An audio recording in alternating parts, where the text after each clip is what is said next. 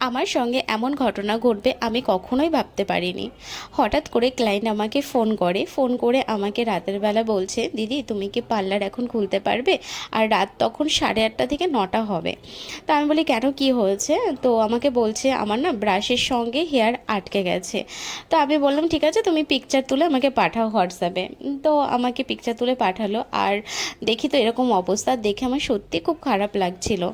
আমি কি করলাম, সাথে সাথে আমি পার্লারে আবার চলে আসলাম। এসে তো দেখি এরকম অবস্থা। এবার আমি ভাবছি এটা আমি খুলে দেবো যাই হোক, কিভাবে। একবার ট্রাই তো করে দেখি।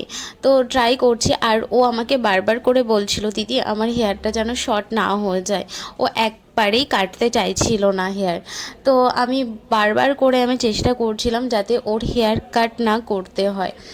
তারপরে আমি কি করলাম, এতবার চেষ্টা করার পরেও যখন হচ্ছে না, তখন ব্রাশের যে কাঁটাগুলো থাকে, তো ওই কাঁটাগুলো কাট করা হলো। কাঁটাগুলো কাট করার পরেও দেখছি হচ্ছে না। তারপরে আমি বাধ্য হয়ে হেয়ার আমি কাট করলাম।